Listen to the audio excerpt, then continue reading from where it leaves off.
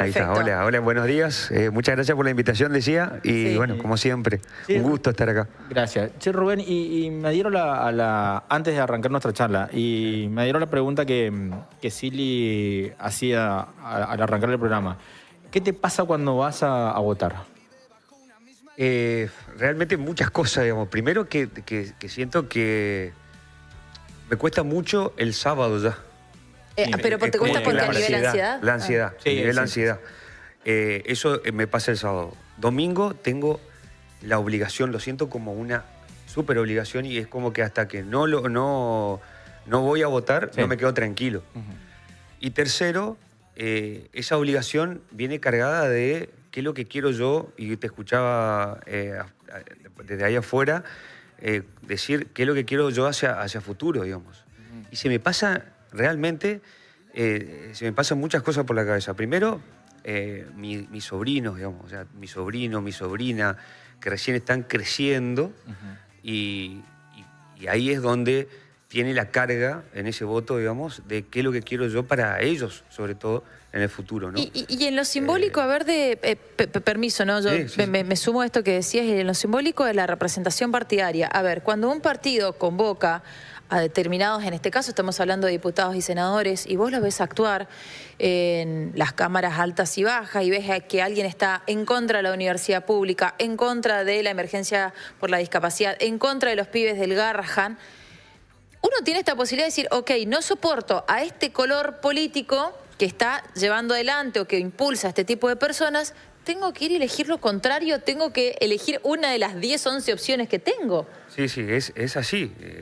Creo que están dadas todas las condiciones para saber hacia dónde ir, digamos. O sea, y vos bien lo decías, yo vengo de la primera generación de universitarios. Tanto mi hermana como yo nos recibimos de la universidad pública, primero que todo. Segundo, tengo 3 primos, 3 sobrinos que tuvieron tumores cerebrales y lo operaron en el Garrahan. Mirá vos. Exactamente. Entonces, ahí ya tengo 2 cuestiones Por supuesto que te atraviesan. esenciales, digamos, donde uno atraviesa y donde, por ejemplo, uno sabe desde su propia realidad que si no estaba el Garrahan no lo hubiesen podido hacer, digamos. Y tampoco mis viejos de Villa Ángela, nacimiento de Villa Ángela, no podrían habernos hecho estudiar si no existía la universidad pública, digamos. Sí, obvio. Entonces, son todas cuestiones, digamos, que nos atraviesan y no solamente a nosotros. Quiero decir, en general nos atraviesan, porque ¿cómo no defender la universidad pública? Y que eso, detrás de eso está la educación pública, hay algo más grande, ¿no? ¿Cómo no defender la salud pública? También, ¿quién no tuvo problemas o tuvo algún problema y lo llevaron directamente al hospital y esa atención no la recibió? Hoy no lo recibí en los sanatorios, digamos, ¿no? Sí. Ahora, para eso vos tenés que tener un buen sistema de salud, un buen sistema de educación, un buen sistema universitario, un buen sistema de emergencia pediátrica, justamente. Entonces, creo que todo eso se define el domingo. Realmente, si queremos si queremos mejores sistemas educativos, de salud, etcétera, o queremos seguir como estamos, que la verdad que no estamos bien, digamos, estamos muy mal, y realmente quedó en evidencia esto de prorrogar, por ejemplo, el presidente de promulgar las leyes, pero no ejecutarlas, digamos, o sea, no financiarlas. Entonces, creo que está, digamos, a la vista, están dadas todas las condiciones. Lo bueno de la democracia es que uno puede decir, bueno, me gusta este camino, vamos a seguir por este camino, o no me gusta este camino y elegir otro camino, ¿no? Sí, tal cual, tal cual. Bueno, hablaste de algo ahí, un lapsus linguae, pero que viene al caso, que hablamos de lo que ha pasado con el presupuesto ya a nivel nacional, Claro. con esta irresponsabilidad por parte del presidente de prorrogarlo desde el año 2023. Por más que tengamos 0,5 de inflación anual, no es el mismo valor de lo que vos necesitás para poder ordenar un país. Y si nos quedamos en lo que pasa, Rubén, en el ámbito provincial, ¿qué opinión, dada tu formación, tenés con respecto a cómo se ha compuesto este presupuesto de Chaco para el año 2026? Mira, la verdad que sigue estando... El gobierno, el presupuesto provincial se establece o se arma en referencia a todos los indicadores del presupuesto nacional. ¿Sí? Yo en su momento, cuando también lo hablamos acá, el presupuesto nacional es muy inconsistente, está muy alejado de la realidad. Y digo esto porque los indicadores, si uno analiza, realmente uno dice, esto no puede ser, no puede llegar a pasar esto el año que viene para el presupuesto. Por ejemplo, para no ir más lejos, 10,1%, establece el 10,1% de inflación para el año que viene. Hoy, este año, con la recesión profunda en la que estamos, vamos a llegar a superar el 27% interanual aproximadamente. El año que viene, para vos llegar a un 10,1%, tenés que tener menos de 1% de inflación por mes. Algo que parece imposible. Es imposible. O sea, deberías redoblar la profundización de la recesión para tener una inflación en ese valor. Eso por un lado. Por el otro lado, establece un tipo de cambio que estaría en los 1.420 pesos. Hoy están en los 1.500 pesos, de hecho, como techo. Ya se está hablando de que después del 26 no se va a cambiar. El mismo ministro de Economía dijo que no va a cambiar el sistema de bandas, pero sí se van a ampliar las bandas. Es decir, que hoy estamos hablando de que la banda máxima está en 1.490 aproximadamente. Se pasaría a 1.500 de base. Entonces ya de entrada es inconsistente lo que dice el presupuesto. Entonces, el presupuesto provincial, al basarse en ese presupuesto nacional, ya queda de esa forma inconsistente. Y habla de un crecimiento, por ejemplo, del 5% para el año que viene.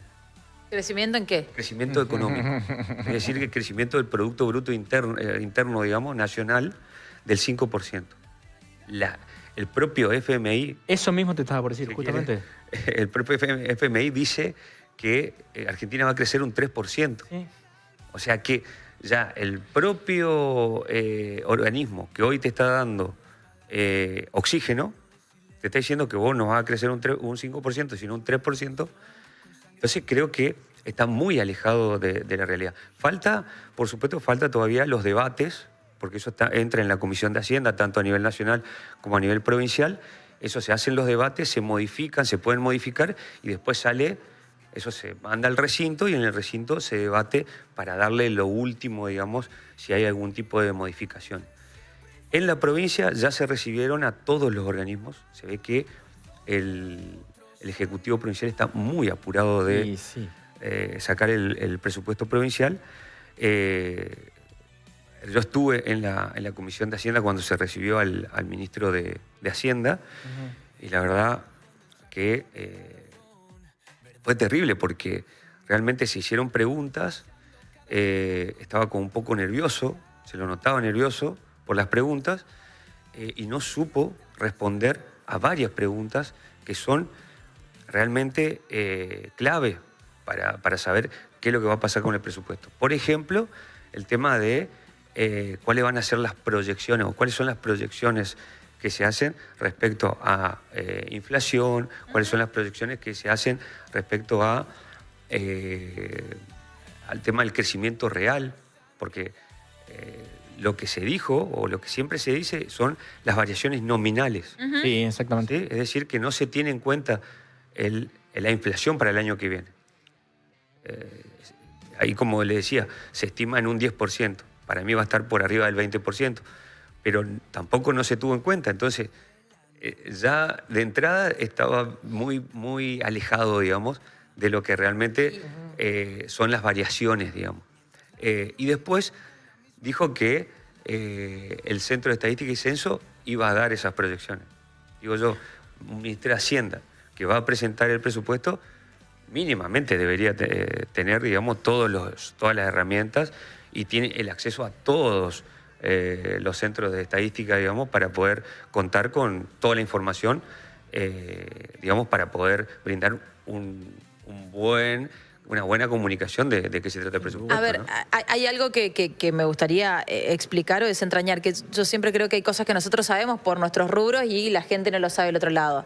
Claramente, el ministro de Hacienda no lo confecciona él al presupuesto. Tiene un equipo que... Pará, déjame desarrollar. No me hagas carita, déjame desarrollar. Ya me estoy enojando. Yo ya estoy enojado. Déjame desarrollar. Tiene un equipo, él no se sienta a hacerlo, tiene un equipo, pero se supone que ese equipo, cuando trabajas, si vos sos el jefe de ese equipo, tenés que sentarte y decir, a ver, está bien, estoy resolviendo los aumentos que no existen en la administración pública. Explícame qué estás haciendo acá.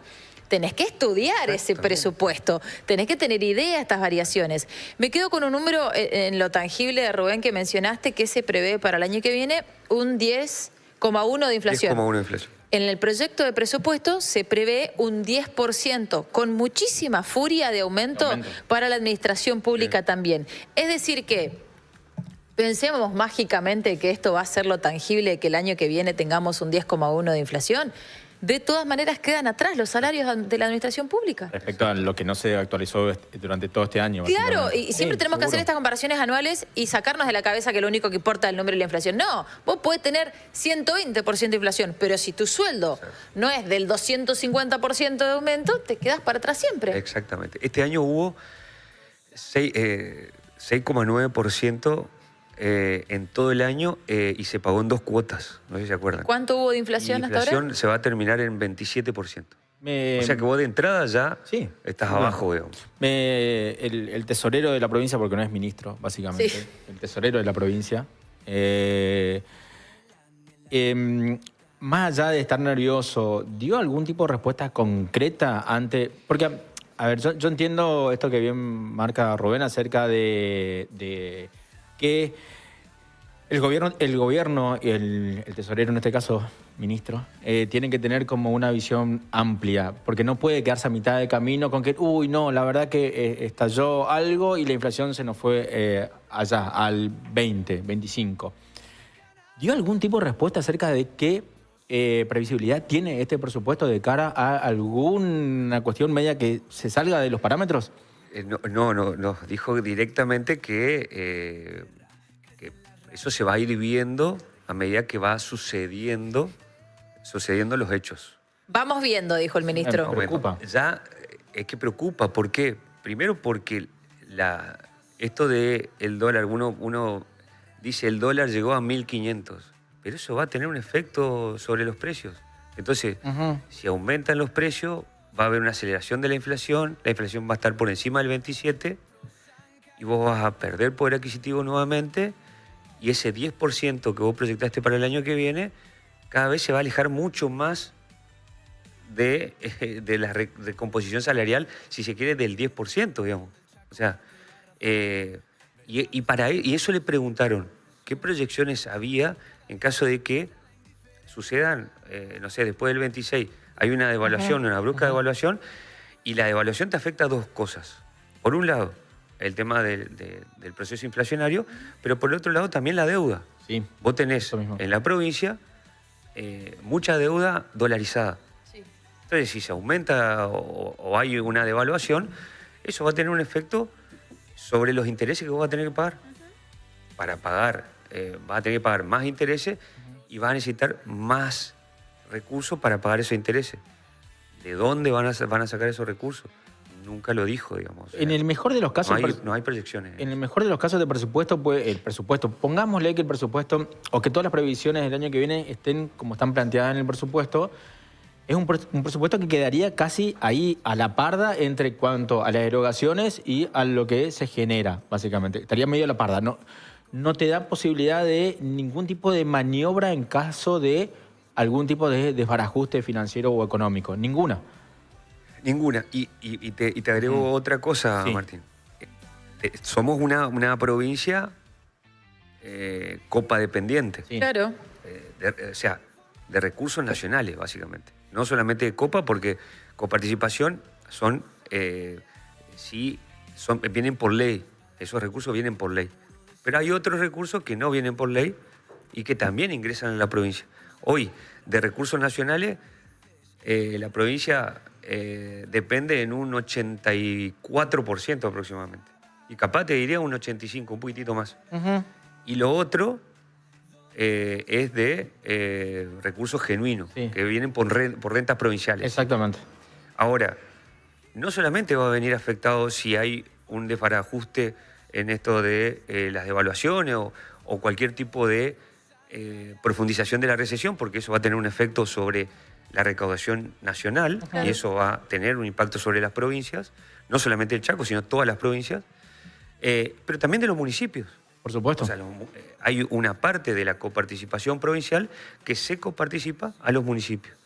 Entonces, es como toda una bola que realmente afecta a todos los sectores, digamos, ¿no? Y no es por todos los ser, estamentos. claro, sí. Y no por ser pesimista, pero a ver, convengamos que esto es la Argentina y sabemos cómo funciona, pero con este presupuesto que también mencionás, que ya de buenas a primeras está desfasado de lo que va a ser la realidad práctica, y pensando en la deuda, que claramente se va a tener que tomar más deuda para poder llegar a los valores que uno tenga que para cumplir las cuestiones básicas de la provincia. Y no quiero dejar pasar algo que se está terminando de tratar de entender también a nivel nacional, que para nosotros va a tener muchísima repercusión, es qué va a pasar con la liberación del mercado, si se da, de la energía eléctrica.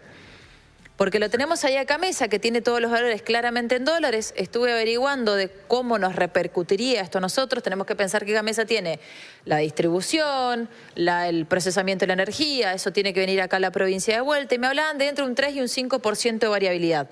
Pero esta variabilidad es en dólares. Sí, exactamente. Y este tipo de conceptos, claramente, el presupuesto se presentó el último día de septiembre, si no me equivoco, y esta novedad fue de ahora de esta semana.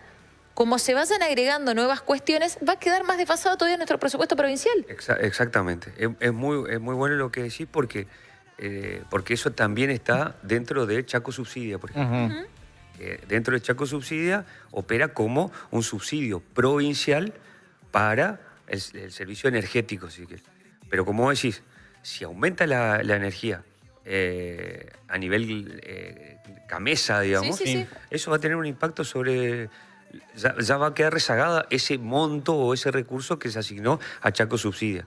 Y todo lo otro que venga va a ser aumento de tarifa, en un marco donde donde hubo un aumento de tarifa en el orden de los 2000%, llegó hasta 3000% en 2 años, digamos. Entonces, creo que eso también, y eso profundiza también la pérdida de poder adquisitivo, porque no solamente no hay recomposición salarial, sino también si hay una quita de subsidios, por ejemplo, al transporte, que ya hay un aumento de transporte urbano, eso también impacta en los bolsillos. Entonces, todo lo que se vaya haciendo después de la presentación del presupuesto, ya el presupuesto viene atrás, corre detrás. Y no hay, y esa es la preocupación, no hay una proyección para casos así, para casos de emergencia. Eso se puede ver en el ejecutado del año que viene.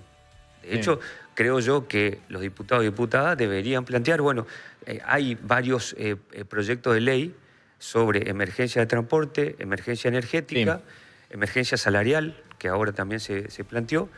Esperemos que el oficialismo quiera debatir esos temas, porque creo yo que esos temas, una vez que se debatan, se pueden incluir en la cuestión presupuestaria, y estamos a tiempo, porque todavía el presupuesto no se aprobó, digamos. Y hablando de eso, ¿han pasado otros actores sociales, económicos por la comisión como para ir debatiendo justamente todo esto? Sí, pasaron los 3 poderes, Poder Judicial, el Legislativo, el Ejecutivo, pasó el Tribunal de Cuentas, el Tribunal Electoral, el Superior Tribunal de Justicia, y el Comité contra la Tortura. ¿Y Y la verdad que, todo el rango de Poder Judicial está de acuerdo. Y sí, de hecho, hay más presupuesto de lo que pidieron. ¿Cómo? Sí, pero era... O sea, sé que la respuesta no hay por qué, pero ¿por qué? Se sabía eso. Porque hay algunas construcciones que quedaron de algunas fiscalías en el interior y, bueno, se lo presupuestó, se lo incluyó en el presupuesto. El Comité contra la Tortura, la verdad que muy mal, Sí. muy mal. Pidieron presupuesto, dijeron que iban a ver. Hay que ver si realmente hay un reajuste en esa partida presupuestaria. Un organismo que es muy importante en estos contextos, digamos. Sin duda. Y después el Tribunal Electoral, el Superior, pidió algunos cargos, o nuevos cargos, creo que, no quiero mentir, pero creo que estaba entre 60 cargos nuevos para cubrir algunas fiscalías del interior. Y eso,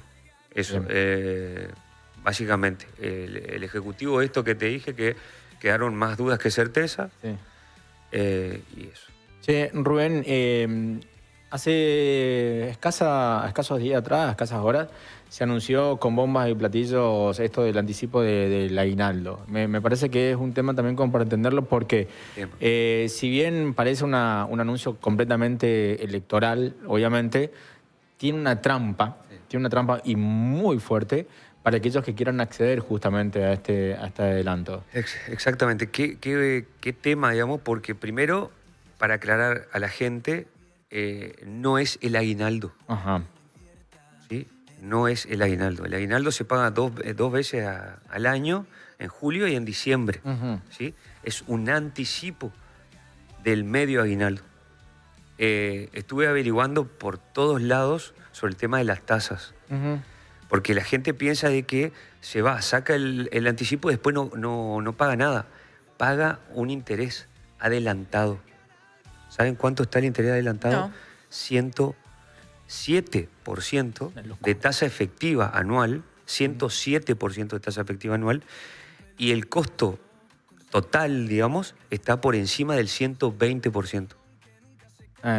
Entonces, quiero que la gente, por supuesto que hay mucha necesidad, porque eso también me decían, hay mucha necesidad, la gente necesita y se reentiende, pero por lo menos que esté informada de que se le cobra un interés adelantado que está por encima del 120%. Es decir, que si vos sacás 100.000 pesos, te van a cobrar 120.000. Es decir, que a vos, en diciembre, a vos te van a descontar 120.000 pesos.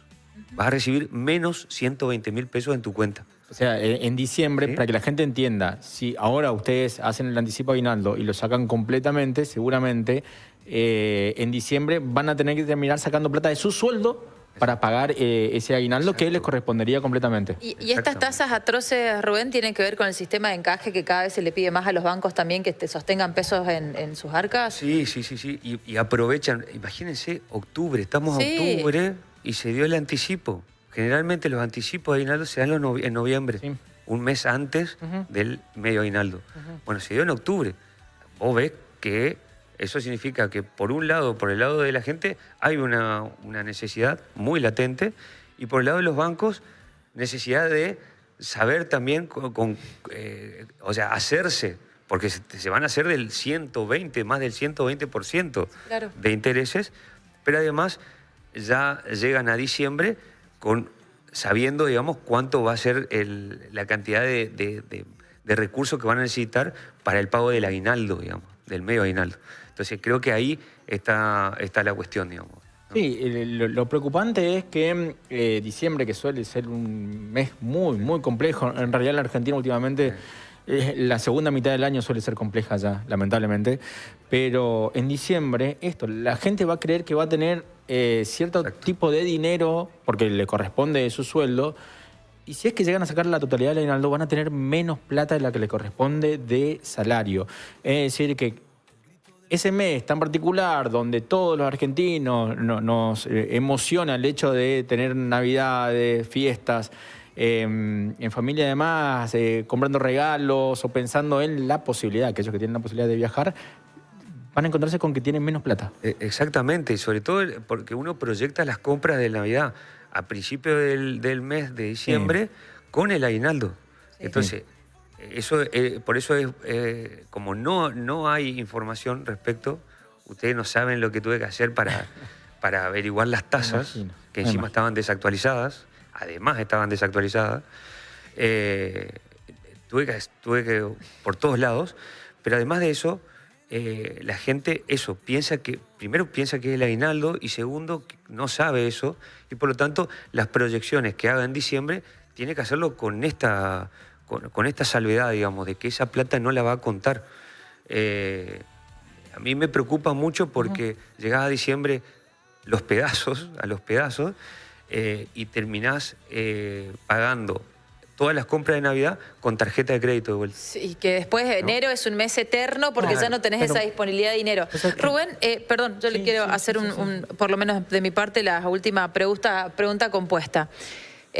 Porque me parece interesante que vos, siendo una persona entendida en el mercado, te haya costado tanto conseguir estos valores. ¿Por qué recomendar a la gente que averigüen bien cada vez antes de hacer una transacción? ¿Y qué hacemos hoy viernes previo a las elecciones? Y tenemos, siempre le preguntamos esto, ¿no? Pero más que nunca con 3 pesitos. Hacemos las compras al súper. ¿Qué hacemos? Doble pregunta económica. Sí. Primero que estamos casi a fin de mes. Sí. O sea que la mayoría de la gente llega con el puchito, digamos, ¿no? Ese puchito, yo lo que pienso es, si están pensando en comerse un asadito o algo con carne, compren carne. ¿Sí? Compren carne. Esa es buena. Eso por un lado. Por el otro lado, si pueden anticipar algunos gastos, porque no se sabe qué es lo que va a pasar. Puede llegar a bajar el 10% como puede llegar a dispararse.